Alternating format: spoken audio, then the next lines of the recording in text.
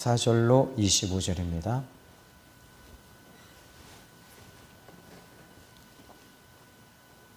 히브리서 13장의 24절로 25절 제가 봉독해 드립니다. 너희를 인도하는 자들과 및 모든 성도들에게 문안하라. 이달리아에서 온 자들도 너희에게 문안하느니라. 은혜가 너희 모든 사람에게 있을지어다. 아멘. 저게 오늘 본문의 말씀을 보시면은 이제 이 히브리서의 오늘이 이제 마지막이 되는데요. 그 너희를 인도하는 자, 여기 인도하는 자는 이제 이끄는 자들인데 어디로 이끌까요? 삼위일체 하나님을 향해 이끌어가는 거죠. 그리고 천국으로 이끄는 사람들입니다. 그래서 이제 이끄는 자들과 및 모든 성도들에게 문안하라. 여기 문안이라는 것은 안부를 묻고 보살펴 주는 것인데, 이 문안이라는 말은 왜 문안하냐면 여러 가지 의미가 있겠죠. 그것은 교제를 하기 위함입니다. 근데 이 문안이라는 단어를 그 그리스어로 헬라어로 보니까 아스파조마이라는 단어를 쓰고 있는데, 이 해석은 이렇습니다. 손을 잡다라는 뜻입니다. 그래서 나는 당신과 손을 잡고 있습니다. 이게 문안한다는 것이죠. 또 격려한다 또는 포옹한다, 여러 가지 의미가 있습니다. 그래서 아스파조마이라는 단어를 이렇게 쓰고 있어요. 그런데 여기서 문안하는 이유가 뭐냐면 이제 이 사람들이 이 문제가 있을 때 도와주기 위해서 찾아가서 살펴보는 거예요. 그리고 이것은 연약한 자를 붙들어주기 위해서 문안하고, 또 부족한 자에게는 어떻게 하죠? 채워주는 거예요. 근데 우리 믿는 사람들은 이렇게 이제 이 상대방이 부족한 것을 채워줄 때에 여러분 이 감정적으로나 또는 불쌍해서 이렇게 도와주는 것이 아니라 하나님의 그 인도를 받고 여러분들이 도우시면 됩니다. 그래서 하나님의 이 생명이 있을 때 이렇게 부족한 것을 채워줄 때는 예수님의 이름으로 한다거나 신앙과 믿음으로 할 때는 이 모든 것들은 하나님을 향해서 여러분 상급으로 바뀌어지고 하나님께 구워드리는 거예요. 그래서 저 같은 경우에는 요양원 사역이 바로 그와 같아요. 이 어르신들을 한 2주 한 주 안 갔더니 지난주에는 그 예배 도중에 할아버지가 막 저한테 욕을 하고 막 난리가 났어요. 근데 그거 왜 그럴까요? 그 이유는 간단합니다. 저는 무시하죠. 그런 부분들은 무시하는데, 그런데 이분들은 감각적인 거예요. 육체적이고 감각적이고. 그런데 우리는 어떻죠? 저와 여러분들은 이렇게 제가 어르신들을 찾아뵙는 것은 예배만 위함이 아니라 그분들을 문안하고 그분들을 신앙을 체크해드리고, 또 이제 마지막 남아있는 생애를 믿음으로 붙들어주기 위해서입니다. 이 시간에 여러분, 제가 예수 예배를 인도하는 것도 마찬가지입니다.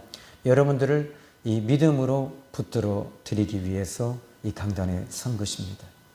이것은 권면도 물론 우리 지난 시간에 이제 그 22절에 보니까 내가 너희를 권하노니 권면의 말을 용납하라. 그래서 이 권면에 대한 이야기를 했고요. 그런데 이 권면이 그리스도 안에서의 권면은 아름다운 향기가 나고 아름다운 열매가 맺혀집니다. 그리스도 안에서 권면하는 것은 생명이 있는가? 생명이 무엇입니까? 살아있는 거잖아요. 실제로 이 생명이라고 하는 부분들은 이 생명, 그러면 살아있다. 그런데 우리의 생명은 항상 유한한 존재이고 한계가 있어요. 그러나 사람들이 이 생명, 살아있다라고 하는 것은 이제 죽을 때 모든 게 끝이 나잖아요. 그런데 사람의 영혼은 영혼 자체와 영혼과 육체가 분리되어지면 육체는 이 흙이 되어지고 썩어서 이제 없어지고 소멸됩니다. 그러나 이 영혼 자체는 그렇지 않아요. 영혼은 불멸의 존재예요. 그러니까 여러분들이 예수님을 믿든지 안 믿든지 간에 여러분들이 이제 이 사망이 딱 들어오면 여러분의 영혼은 그래도 살아있어요. 그래서 그 영혼이 이제는 이 분리가 돼서 여러분들이 육체와 영혼이 원래가 하나였는데 이 부분이 분리가 돼서 사망이 딱 선언이 되면서 여러분들은 이제 하나님의 심판대 앞에 서게 될 거예요. 그 심판대는 여러분이 육체적 본능으로 육체적인 죄를 짓고 이 육성적 본능 이런 것들로 인해서 더럽혀져 있을 때는 그 영혼 또한 역시 더럽혀져 있기 때문에 이 타락되어진 것이 아니라 이제는 완전히 이 부패되어진 영혼이기 때문에 이 영혼은 지옥으로 향해서 들어가게 되는 거예요. 그래서 이 영혼은 이 소멸이 없습니다. 그러니까 영혼 끝까지 아예 이 영혼이라고 하는 이 제로의 세계에서 계속 고통을 받고 이 아픔을 당하는 것이 지옥입니다. 그러나 이제 우리 안에 이 생명이라는 것, 여러분 그럼 생명을 어떻게 우리가 증명할까요? 실은 이 유전공학자들과 생물학자들과 생명공학자들이 있습니다. 이분들에게 생명이란 무엇입니까? 이렇게 물으면 이분들은 다 한결같이 하는 얘기가 있어요. 우리는 생명을 증명할 수가 없습니다. 우리는 생명이란 무엇인가가 생명이란 무엇이며 나타나는 현상에 대해서만 우리는 과학을 하고 그 나타나는 현상에서 이루어지는 것들에 대해서 우리는 연구하는 것이지 이 생명에 대해서는 어디서 왔고 어떻게 존재하며 어떻게 이 부분이 이루어지는지 이 부분이 물질적으로 또 조직적으로 어떻게 이루어지는지 우리는 이것은 영원히 증명할 길이 없습니다. 다만 생명이 어떻게 살아야 되는 것인가 이런 부분들에 대해서 이 생명에 대해서 나타나는 현상만 연구할 수 있다는 겁니다. 마치 여러분 신학이 뭘까요? 신학이란 하나님을 드러내고 하나님의 그 존재가 본질적 존재가 어떤 존재인가를 학문하고 배우고 들어가는 것이 아닙니다. 신학이란 하나님을 어떻게 믿고 섬길 것인가 이게 신학이에요. 그러니까 하나님의 이 존재를 하나님의 이 본질적 존재를 성부 하나님은 어떻게 오셨고 어떤 분이시며 그런데 또 예수님은 어떤 분이시며 성령님은 어떤 본질적 의미를 우리는 추적할 수가 없어요. 이 하나님 우리가 신앙이란 그거예요. 그 마찬가지예요. 이 생명이라는 것이 그래요. 그래서 이 생명도 똑같아요. 우리는 하나님을 예배하고 섬기고 하나님을 기쁘시게 드리는 것 이것이 신앙생활인 거예요. 이게 신학이에요.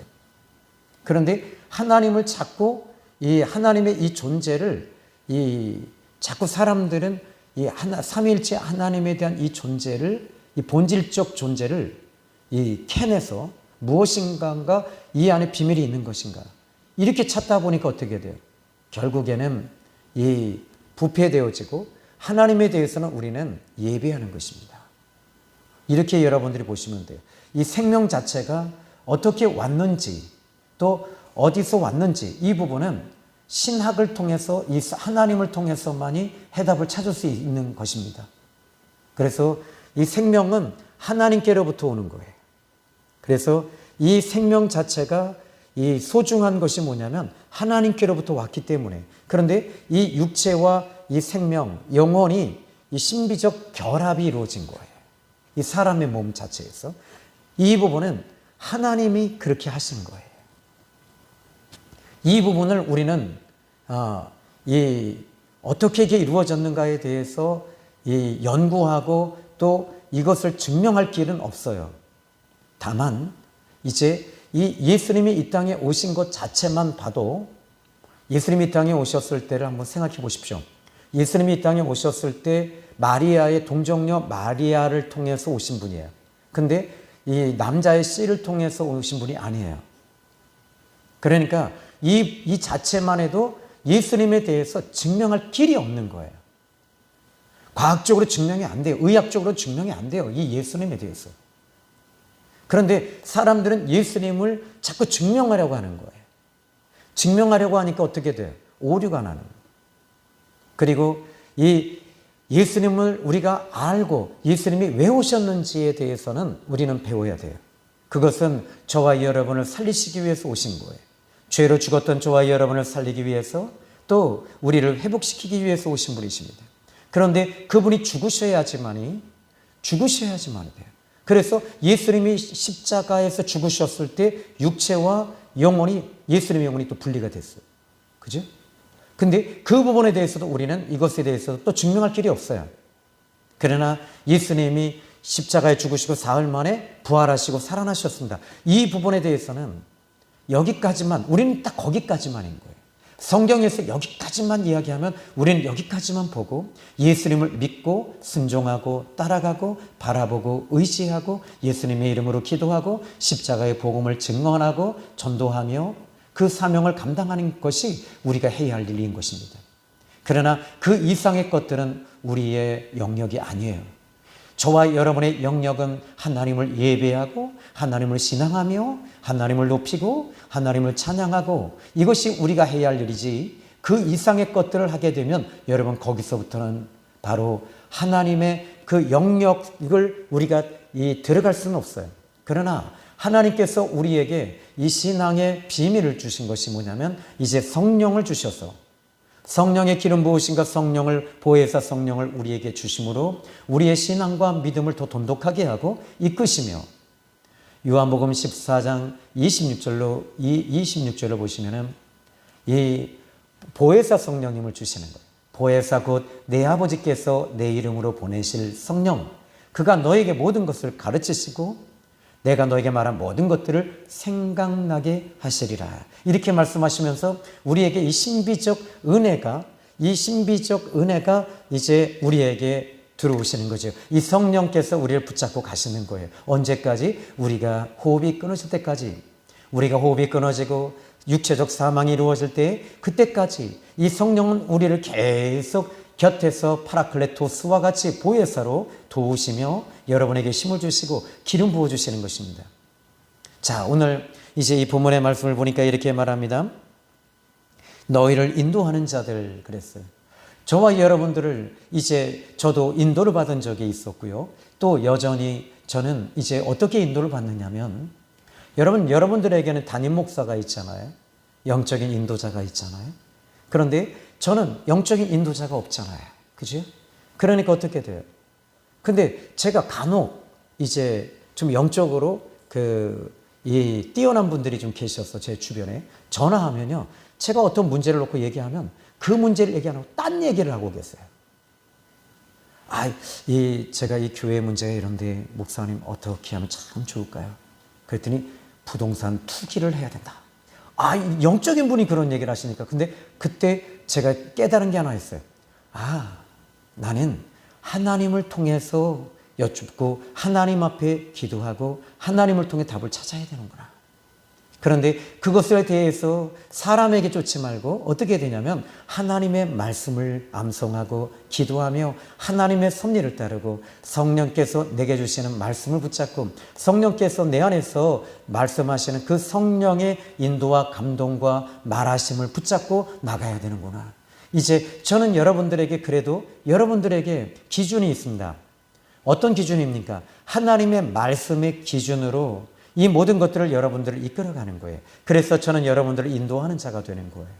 그런데 인도하는 자가 무너지게 되면 어떻게 돼요? 여러분 인도를 받는 사람도 무너지게 되거든요. 그래서 여러분들은 인도를 받는 저를 위해서 기도하셔야 되고요. 조용기 목사님을 저는 참 존경합니다. 남들이 이야기하듯이 100년에 한 번, 아니요. 이것은 여러분 이 하나님께서 보내신 아주 귀한 목사님이고 여러분들도 100년에 한 번이 아니라 여러분들은 1000년에 한 번 태어날 수밖에 없는 아주 정말 소중한 분들이십니다. 여러분들은 아주 소중한 분들이에요. 이 땅에 오신 것 자체가 하나님께서 여러분에게 영혼을 보내주시고 육체에 육체를 주시고 부모님을 통해서 육체를 주시고 이 모든 것들이 얼마나 은혜이며 얼마나 축복입니까? 이 땅에서 지금 여러분이 호흡하고 살아있는 것, 이 자체가 기쁨이며 이 자체가 기회이며 이 자체가 축복이라는 사실을 잊지 마시고, 여러분의 삶이 힘들다고 고되다고 내 부모가 나를 도와주지 못했다고 좌절하지 마시고, 여러분들은 이 지금 살아있는 것 자체를 감사하시고 하나님께 영광을 돌리시고 오늘 하루 최선을 다하시며, 기회에 있을 때 주의 일을 하십시오. 기회에 있을 때 상급을 쌓으십시오. 기회에 있을 때 하나님을 기쁘시게 드리기를 예수님의 이름으로 축복합니다.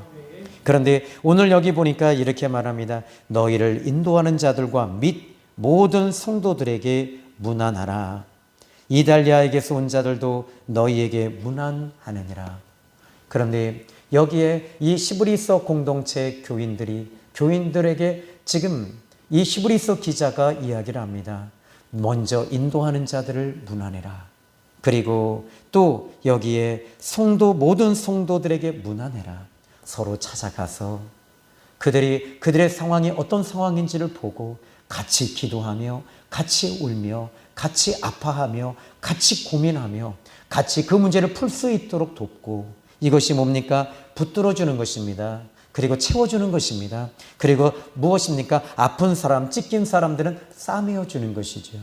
이게 주님이 하셨던 일이고 우리 교회가 해야 할 일이라고 저는 생각을 합니다. 그런데 이 모든 것들이 여러분 이렇게 무난할 수 있는 것이 무엇일까요? 첫 번째, 이것은 관심이에요. 어떤 관심일까요? 이것은 관계가 이루어질 때 관심을 갖게 되는 거예요. 예를 들어 볼까요? 여러분, 제가 어제 제가 좋아하는 목사님들이 계신데 그 목사님과 교제를 나눴어요. 근데 하시는 얘기가 제가 잠깐 이제 사모님들하고 이렇게 딱 뵀는데 목사님 되게 많이 피곤해 보이고 지쳐 보인다고. 그리고 그 카페에서 이쪽에 이제 나중에 저쪽에 가서 가만히 묵상하고 기도하면서 이 회복을 좀 시키려고 몸을, 그리고 회복시키면서 가만히 묵상하고 성경을 암송하면서 하나님의 은혜로 내 육체를 케어하고 다시 관리하면서 그 시간들을 가졌어요. 그런데 저한테 이렇게 되게 피곤해 보이신다. 이거 자체가 뭐죠? 관심을 갖고 있다는 거죠. 여러분에게도 저는 이렇게 무엇을 보냐면, 여러분들이 지금 문제가 있는 분들을 보면서 이것이 뭐예요? 관심이에요. 무슨 관심이? 왜 관심을 갖죠? 그것은 이겁니다. 관계가 맺어졌기 때문입니다. 저는 인도하는 자요, 여러분은 인도를 받는 자들이기 때문에 저는 여러분을 향해서 관심을 갖고 어떻게 도울 수 있을까? 어떻게 내가 물질로 목사가 도울 수 없을 때는 어떻게 해야 돼요? 여러분, 기도로 돕는 거예요. 기도로 도우면서, 그런데 또 한 가지는 함께 아파하는 것이죠. 함께 아파하고 함께 슬퍼하며 함께 괴로워하는 것. 이것이 여러분들이 교회에 나와서 위로받고 싶은 것이 그거 아니겠어요? 그죠? 근데 여기 보니까 이렇게 말합니다. 이 관심은 바로 이 서로 만남을 통해서 위로하고 격려하며 관계를 맺어진 저와 여러분들이라는 것을 잊지 마십시오. 어떻게 해요? 예수님을 통해서 우리가 하나님의 자녀가 됐잖아요. 하나님의 자녀가 되니까 끈끈한 이 연결고리가 있잖아요. 하나님의 백성이라는 것, 하나님의 아들과 딸이라는 것, 이것 자체가 오늘 저와 여러분들에게는 서로가 서로를 관심을 갖는 저와 여러분이 되시기를 바랍니다. 자, 그런데 여기 오늘 본문에서 이렇게 말합니다. 25절에 오늘 이제 마지막이 되겠네요. 이 시브리서 13장 25절 마지막 구절이에요. 이 11장에서 13장까지 제가 아마 한 3년을 강해를 했어요. 요 11장과 13장만 가지고. 근데 하면서 이제 마지막 결론이 뭔가, 이 시브리서 기자가 결론을 이렇게 내리고 있어요. 은혜가 너희 모든 사람에게 있을지어다. 근데 여기 은혜가 있을 때 여러분 어떻게 돼요? 그냥 여러분들이 어떤 이게 있더라고요. 그 은혜로 붙들어 주는 거예요. 근데 저 사람이 돈이 많아요. 돈이 많으면 그 사람 어떤 목적을 가지고 우리가 그 사람에게 관심을 갖고 자꾸 가서 뭔가를 하려고 하잖아요. 그 사람의 것을 내가 가져오려고 하는 거란 말이에요. 우리는 그것이 아닙니다. 우리에게는 여기 오늘 은혜가 너희 모든 사람에게 더욱 모든 사람에게 있을지어다. 이 말은 은혜로 붙들어주고 은혜로 채워주고 은혜로 싸매주는 것입니다. 그러니까 저 사람을 통해서 무엇인가를 내가 빼내기 위해서 돕는 것이 아니에요. 저는 그래요. 전에 저희 교회에 나왔던 한 청년이 있습니다. 이 청년이 처음에 교회에 왔을 때는 순수한 마음으로 기도하며 은혜 가운데 이 천국의 심령이 이 천국을 향해서 가고 있다가, 그런데 어머니가 돌아가시고 집이 두 채에다가 시골에 땅이 있어요. 이 청년이. 그런데 그 이모가 항상 얘기하는 거예요. 아무도 믿지 마라. 목사님도 믿지 마라. 네 돈 다 뺏어간다. 다 사기꾼이다. 근데 길거리에서 만나서 그때 전도해서 교회를 왔다가, 그런데 저를 뭐라고 하냐면 제가 이렇게 해라. 그랬더니 목사님이 사기꾼으로 보이더라는 거예요. 저는 그 친구에게 무엇인가를 제가 빼내기 위한 목적이 없어요. 오직 주님 안에서 은혜로 가는 거예요. 여러분들도 목회자가 왜 타락하는 줄 아십니까? 그 사람에게 뭔가를 끄집어내려고 한다면 그것은 문제가 있어요. 여러분, 정말 미안한 얘기지만은 한번 기도원 집회를 간 적이 있어요. 아주 큰 기도원입니다. 사람도 꽤 많이 모이는 곳입니다. 원장님이 저한테 그래요. 목사님, 이번에 헌금이 지난번 강사 목사님은 2천만 원이 나왔는데 목사님은 은혜가 더 있는 분이기 때문에 3천만 원 정도 더 나올 줄로 믿습니다. 딱 그래요. 근데 제가 어떻게 해야 되죠? 이번 집회 끝났구나. 제가 딱 한마디 했어요. 성도님들은 은혜가 있으면 하나님 앞에 예물을 드립니다. 헌금을 목적으로 이 예배가 되면 하나님이 기뻐하시지 않으십니다. 여러분, 우리 생명의 샘 교회도 마찬가지입니다. 여러분, 오늘 이 시간에 우리 교회가 사람의 숫자나 건물이나 또 여러분 여러 가지 어떤 외부적인 조건으로 우리가 접근해 간다면 이것은 비즈니스입니다. 이건 사업입니다. 교회는 비즈니스가 아닙니다. 이 부분은 우리가 구원받은 저와 여러분이 하나님을 통해서 영혼 구원이며 하나님을 향해 예배하는 것이며 찬양하는 것이 이 중심의 틀에서 벗어나면 안 돼요. 자, 은혜는 그럼 은혜가 있어야 되는데 오늘 은혜는 주님을 통해서 오는 것입니다. 은혜는 하나님을 통해서 은혜가 와요. 그러면 이 은혜가 이 요한복음 1장 17절 16절에 보니까 율법은 모세로 말미암아 주신 것이요 은혜와 진리는 예수 그리스도로 말미암아 오는 것이다. 여러분, 가장 은혜란 말은 아까 이 헬라어로 그리스어로 보니까 카리스라는 단어를 쓰고 있습니다. 카리스. 그럼 이 카리스가 뭔가? 제가 이거를 이 헬라어 사전을 살펴보니까 카리스는 그 큰 높은 존재가 낮은 자에게 갚을 수 없는 것을 주는 것.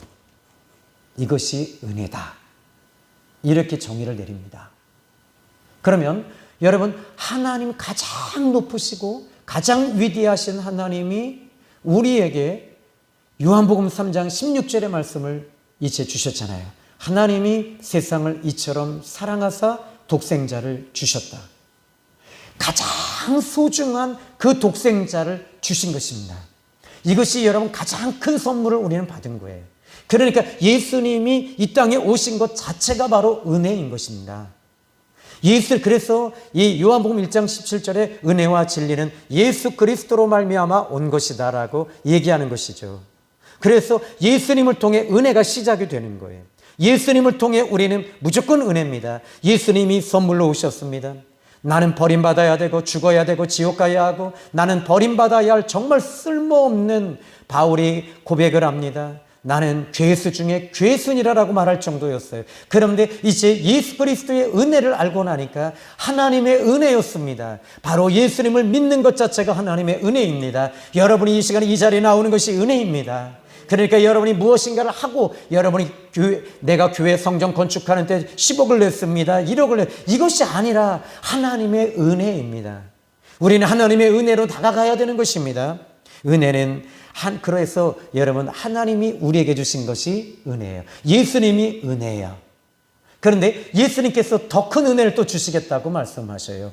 요한복음 16장 7절에 이제 이 또 다른 보혜사 곧 내 아버지께서 내 이름으로 보내실 성령, 그가 너에게 모든 것을 가르치시겠다라고 말하며 그가 와서 의와 진리와 심판에 대하여 말하실 것이다. 이렇게 말씀하시면서 그분이 바로 보혜사 성령님을 보내신다는 겁니다. 성령님은 여러분 그래서 보혜사 성령님이 임하시는 것이 바로 또 이것도 은혜입니다. 여러분 은혜란 예수님이 은혜요, 성령 하나님이 은혜인 것입니다. 초대교회가 바로 하나님의 오순절 성령이 그들에게 불의 여와 같이 바람의 소리와 같이 그들에게 임했습니다. 바로 하나님의 성령 예수님의 영이 그들 마음속에 들어왔어요. 그러니까 어떻게 돼요? 은혜로 사는 것이죠. 오늘 저는 여러분들이 은혜로 사는 저와 여러분이 되기를 바랍니다. 여러분 성도는 그래서 은혜 떨어지면 끝나는 거예요. 은혜가 떨어졌다는 말이 뭡니까? 예수 그리스도와 연결고리가 끊어지고 또 하나는 바로 성령의 임재와 기름 부으심이 끊어지면 여러분 사람들에게 나오는 게 뭐가 나올까요? 강팍이라는 게 나와요. 강팍함. 강팍함이 뭡니까? 하나님의 말씀을 전하는데 들어가질 않아요. 말씀을 전하는데도 말씀이 들어가질 않습니다. 왜 그럴까요? 강팍하기 때문에. 이 마음판이 이 돌로 꽉 차져 있어요. 돌로 차 있으니까 말씀이 안 들어가는 거예요. 말씀이 안 들어가니까 어떻게 돼요? 은혜로 살 수가 없는 거지요. 하나님의 말씀이 은혜거든요. 예수님이 은혜거든요. 성령이 은혜이시거든요. 그래서 여러분들이 이 세상을 이길 수 있는 유일한 방법은 예수 그리스도의 이름으로 이기지만, 그러나 또 하나는 바로 성령이 여러분에게 임하실 때 은혜로 이겨내는 거예요. 세상 사람들 보십시오. 여러분 교회 안에서도 직분 갖고 있는 분들 얼마나 강팍한 분들 많습니까? 저는 전도할 때 보면 알아요. 전도할 때 보면 여러분 죄송한 얘기인데 무늬만 집사요, 무늬만 권사지.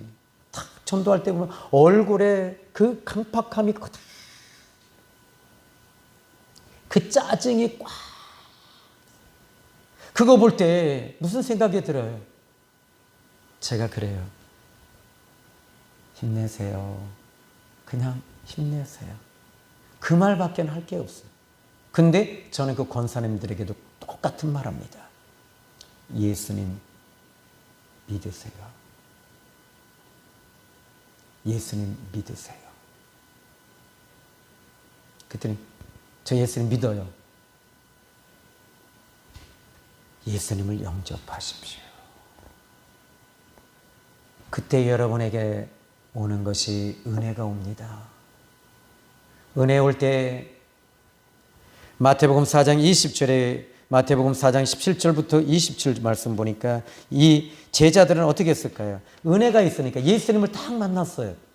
처음 갈릴리 호숫가에서 이 제자들이 예수님을 딱 만나니까 이들이 예수님이 나를 따라 오너라. 네가 지금은 이 고기를 낚지만은 네가 지금은 어부이지만은 앞으로 베드로야 시몬아 너는 사람을 낚는 어부가 되리라. 이렇게 말씀하실 때 이 시몬과 요한이 어떻게 합니까? 자기들의 그물을 버려두는 거예요. 배도 버려두고 예수님을 따르는 거예요. 어떻게 여러분 그물과 배를 버릴 수 있습니까? 이것은 배와 그물은요 생업이에요. 돈이에요. 목숨줄이에요. 오늘날로 말하면 목숨줄입니다. 이거 어떻게 버릴 수 있습니까? 은혜가 있으니까 버리는 거예요. 은혜가 있으니까 여러분 여기 오늘 제가 여러분 죄송한 얘기인데 이렇게 예물을 이렇게 올리셨어요. 이 예물을 하시는 것도 여러분 왜 이렇게 여러분 이 돈이 남아서 철철 남아서 돈 자랑하려고 이 강단의 봉투에다 올린 겁니까? 아니잖아요. 은혜가 있으니까 올리는 거예요. 은혜가 있으니까 하나님 앞에 드리고 싶은 거예요. 은혜가 있으니까 빵도 주시고 은혜가 있으니까 우리 권사님 집사님들 두릅도 주시고 그렇다고 해서 여러분 그걸 달라고 하는 건 아니에요. 여러분 은혜가 있을 때 저는 여러분에게 또 섬기는 거예요. 저도 여러분에게 이번에도 짬뽕집에 가서 제가 우리 집사님들하고 너무 고생하셔서 진짜 정말 돈을 내고 싶었어요. 근데 벌써 내셨어요. 너무 이 마음이 미안하더라고요. 정말 감사하고 미안하고. 그래서 목사는 빌어먹을 놈이 되면 안 돼요. 빌어먹으면 안 돼요. 어떻게 해야 돼요? 항상 목회자도 이렇게 베풀어야 돼요. 여러분, 은혜가 있을 때 베풉디다. 은혜가 있을 때 버립디다. 은혜가 있을 때 버리는 것이 아깝지가 않는 거예요. 여러분, 오늘 저는 여러분이 은혜가 항상 있기를 주님의 이름으로 축원합니다.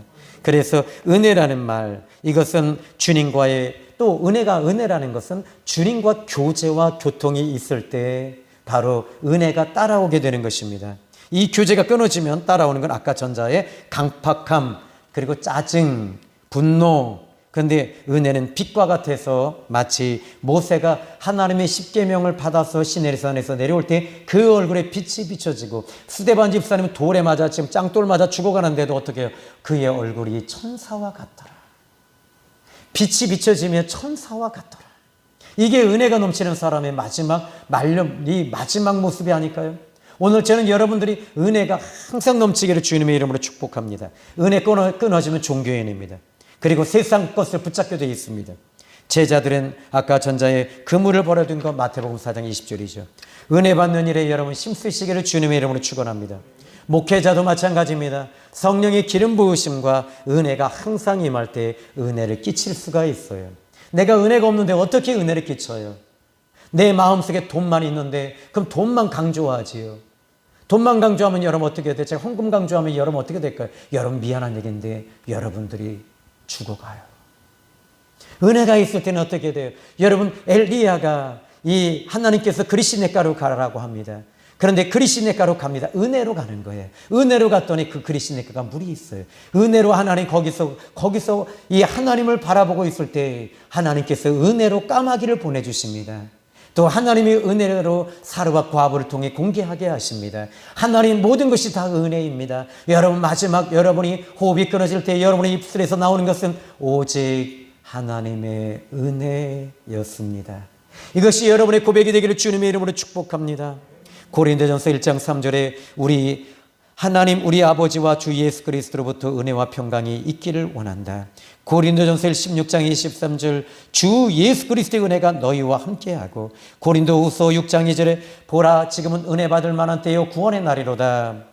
구원의 날이로다. 고린도후서 4장 6절에 어두운 데서 빛이 빛이라 말씀하셨던 그 하나님께서 예수 그리스도의 얼굴에 있는 하나님의 영광을 아는 빛을 우리 마음에 비추셨느니라. 마음에 비춰지니까 얼굴이 빛이 환하게. 제가 여러분을 못 쳐다볼 것 같아요. 너무나도 은혜가 넘치기 때문에. 조금 회개를 해야 될 것 같아요. 거짓말하는 것 같기도 하고. 그런데 여러분, 은혜가 항상 있으면 여러분 이게 있어요. 세 가지가 따라와요. 은혜가 있는 사람에게는, 은혜가 있다라는 말은 영권은 따라옵니다. 은혜 있는 사람들에게 영권이 와요. 입술에 권세가 있어요. 근데 그 입술의 권세가 죽이는 말이 아닙니다. 이 입술의 권세는 살리는 말을 합니다. 그래서 살리는 것은 영이요 육은 무익하니라. 그래서 자꾸 살리는 말을 합니다. 내가 너에게 이른 말이 영이요 생명이다. 예수님 말씀하십니다. 여러분, 요한복음 6장 63절이잖아요. 근데 이 여러분들이 오늘 이 시간에 은혜가 넘친다는 말은 영권이 있습니다. 그리고 은혜가 넘친다는 말은 항상 얼굴에 빛이 있는 거잖아요. 또 이 은혜가 있는 사람들이 따라오는 게 하나 더 있습니다. 인권이 따라와요. 사람이 붙어요. 인권이 있는 사람, 다시 말하면 은혜가 있는 사람은, 이런 사람은 오늘 아침에도 말씀을 드렸죠. 은혜가 있으면 여러분 주변에 사람들이 항상 와요. 그리고 그 사람들이 여러분에게 위로를 받습니다. 근데 여러분들이 이 은혜가 끊어지면 그때부터 어떻게 돼요? 짜증나는 거예요. 얼마 전에 우리 임도환 권사님과 우리 이정미 집사님과 저기 한양병원에 가서 한 자매를 만났어요. 그런데 그 이 자매님이 너무 많이 이 병원에서 무릎 수술하고 막 온몸이 그냥 다 만신창이가 되어 있었어요. 같이 갔어요, 저하고 셋이. 그런데 이분이 무슨 말을 하냐면, 자기 집에서 그 앞에 이 시장 마트가 하나 있는데 그 마트 주인이 권사님이시래요. 그런데 전에는 이 권사님이 따뜻한 말을 해주고, 그래서 정말 그 가서 그 물건이라도 하나 더 사주고 싶고, 더 사고 그 권사님 보러. 근데 어느 날 가니까 이 권사님이 짜증을 확 내고 언제까지 붙들어줄 거야. 딱 그러고 그 순간에 상처를 받은 거예요. 왜 그럴까요? 그 권사님이 은혜가 떨어졌기 때문에 그래요. 기도의 줄이 끊어졌기 때문에. 그러므로 오늘 저는 여러분들이 은혜가 항상 있으시기를 바랍니다. 여기에 오늘 본문에 은혜가 너에게 넘칠지어다고 얘기하지 아니하고 이 히브리서 기자는 은혜가 너희에게 있을지어다. 그러니까 은혜를 뺏기면 안 된다는 거예요. 이거는 은혜는 마치 은혜는 우리가 소유격으로 얘기하고 있다는 거죠. 소유물과 같이. 그래서 은혜를 여러분 빼앗기시면 안 되는 거예요. 다른 것을 여러분 그러잖아요. 돈도 안 뺏기려고 목숨 걸잖아요. 그죠? 저도 마찬가지예요. 돈도 안 뺏기려고 얼마나 이렇게 다 갖고 있는데, 그런데 은혜는 여러분들이 언제 은혜가 끊어지는가 봤더니 기도줄 놓는 순간에 은혜줄은 끊어집니다. 그리고 말씀의 줄이 놓아지면 끊어집니다. 그리고 여러분들이 그때 그 순간부터 여러분의 강팍함과 짜증남과 그리고 사람들이 주변에 여러분들을 이제 떠나기 시작해요. 그래서 은혜가 있는 사람들에게 영권이 따라옵니다. 두 번째, 인권이 따라옵니다. 세 번째 따라오는 게 뭔지 아십니까? 물질도 붙어요. 하나님이 은혜로 자꾸 채워주시는 거예요. 할렐루야. 오늘 저는 여러분들에게 이런 은혜가 더 넘치기를 주님의 이름으로 축복합니다. 그럼 아까 우리가 고린도후서 4장 이 6절 말씀을 봤잖아요. 그러면 우리 조금 더 보는 김에 고린도후서 4장 6절 어두운 데에서 빛이 비추라 말씀하신 그 하나님께서 예수 그리스도의 얼굴에 있는 하나님의 영광을 아는 빛을 어디에 비추신다고요? 우리 마음에 비추셨다. 우리 마음에 그리스도의 영광을, 이 하나님의 영광을 아는 빛이 우리 마음에 비춰지니까, 우리 마음의 빛이 그리스도의 빛이 비춰지니까 마음이 환해지고 은혜가 넘치겠지요. 저는 여러분들이 이렇게 은혜가 넘치기를 바랍니다. 그런데 7절에 보십시오. 이 보배를 질그릇에 가졌다. 이 보배가 뭡니까? 예수 그리스도를 말하는 것입니다. 예수님을 아는 그 비밀, 예수님이 우리 안에 계시니까 이것이 바로 보배가 되는 거예요. 우리는 질그릇과 같아요. 이 질그릇은 깨지기 쉽습니다. 근데 이미 심히 큰 능력은 하나님께 있고 우리에게 있지 아니함을 알게 하려 함이라 하면서 은혜가 항상 넘칠 때, 여러분 이런 사람들은 어떻게 될까요? 8절 저를 따라합시다. 우리가 사방으로 우겹삼을 당하여도 쌓이지 아니하고, 아멘. 우겹삼을 당해도 쌓이지 않아요. 묶이지 않아요. 그러니까 여러분 예민해지지가 않는 거예요. 왜? 내 안에 빛이 있으시고 은혜가 있기 때문에. 여러분들이 그래서 잠이 안 올 때는 은혜가 끊어져 있을 확률이 아주 높아요. 저는 왜 이 불면증이 왔는가 보니까 저는 새벽 기도회에 항상 거기에 그 불안한 마음을 갖고 있더라고요. 제가 이 새벽 기도회에 항상 불안한 마음이 있으니까 어떻게 하냐면 이 아예 교회에서 그냥 자버리거나 교회에서 철회하거나 기도하다가 그리고 그냥 교회에서 자는 경우가 한 30년을 그렇게 살았어요. 그런데 지금은 이제 집에서 이렇게 제 아내를 이렇게 항상 케어해 주면서 이렇게 하고 있거든요. 그런데 그리고 또 제 아내뿐만 아니라 저도 이제 제 몸도 이제는 예전 같지 않은 것도 있어요. 그런데 한 가지 있어요. 뭐냐면 이 잠이 오지 않는 이유가 은혜가 떨어졌다라고 하기보다는 새벽에 여기에 묶여 있기 때문에 그런 거예요. 새벽에. 그리고 11시 넘어가면 12시, 12시 반, 1시 이러면서 자야 되는데 어떡하지? 큰일 났다. 이제 이러다 2시 되는 거 아니야? 이러다 3시 됐지. 아이고 이제 큰일 났다. 이제 난 망했다. 이래 버리면 어떻게 돼요? 그렇게 하면서 그렇게 30년을 지내온 거예요. 왜? 하나님이 내게 주신 사명이라고 생각했던 거지. 근데 이 부분도 제가 새벽기도 못 나올지라도 여러분들이 은혜로, 여러분이 이 훈련들 잘 받으셨으니까 서로 인도하시기를 바랍니다. 저한테 전화 안 주셔도 돼요. 근데 지난번에는 제가 부활절 때는 진짜 너무 심했지. 그때는 제가 이 핸드폰을 꺼놓은 거예요. 야, 그때 외에는 하지 마십시오. 근데 제가 빠질 일은 별로 없어요.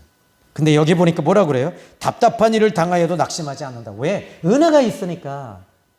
우리의 이 질그릇에 보배를 우리가 담고 있기 때문에 우겹삼을 당하지 않는 거예요. 그리고 답답한 일을 당해도 당하지 않습니다. 박해를 받아 버림받지 않습니다. 거꾸트림을 당하여도 망하지 않습니다.